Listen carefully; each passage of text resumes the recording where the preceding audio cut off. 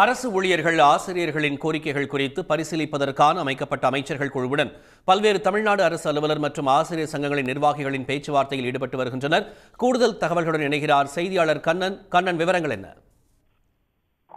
தமிழ்நாடு அரசு ஊழியர்கள் மற்றும் ஆசிரியர்கள் தொடர்ந்து பல கோரிக்கைகளை வலியுறுத்தி வருகின்றனர். குறிப்பாக கூற வேண்டும் என்றால் பழைய ஓய்வூதிய திட்டத்தை செயல்படுத்த வேண்டும். அரசு ஊழியர்களுக்கான அந்த சரண் விடுப்பு என்று அழைக்கப்படும் அந்த சரண் விடுப்புக்கான ஊதியத்தை வழங்க வேண்டும். ஆசிரியர்களை பொறுத்தவரையில் அவர்களுக்கு இடையே உள்ள அந்த ஊதிய முரண்பாடுகளை களைந்து அனைவருக்கும் ஒரே மாதிரியான ஊதியத்தை வழங்க வேண்டும் உள்ளிட்டவை தொடர்பாக பல்வேறு கோரிக்கைகளை அரசு ஊழியர்களும் ஆசிரியர்களும் வலியுறுத்தி வருகின்றனர்.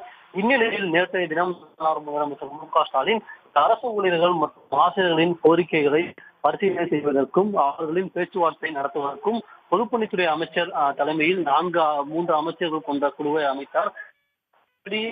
இந்த அமைச்சர்கள் குழுவானது சென்னை தலைமைச் செயலகத்தில் அந்த அரசு ஊழியர்களை சார்ந்த பல்வேறு சங்கங்களுடன் பேச்சுவார்த்தையில் ஈடுபட்டு வருகின்றனர்.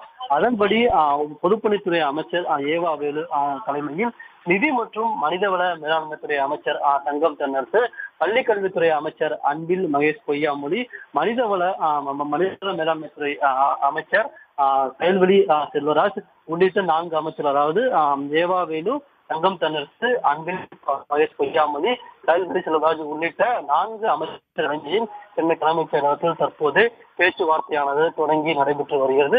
இந்த பேச்சுவார்த்தையை பொறுத்தவரை ஜேசோஜியோ நடவடிக்கை குழு, ஆசிரியர் சங்கங்கள் உள்ளிட்ட பல்வேறு அமைப்புகள் கலந்து கொண்டுள்ளனர். இந்த பேச்சுவார்த்தை முடிந்த பிறகு இந்த பேச்சுவார்த்தையில் ஏற்பட்ட முடிவை முழுவதுமாக முதலமைச்சரிடம் சமர்ப்பித்து அரசு ஊழியர்கள் முதலமைச்சர் மு.க.ஸ்டாலின் வெளியிடுவார் என்று எதிர்பார்க்கப்படுகிறது. உடனுக்குடன் செய்திகளை தெரிந்து கொள்ள சன் நியூஸ் பெல் ஐகானை கிளிக் பண்ணுங்க.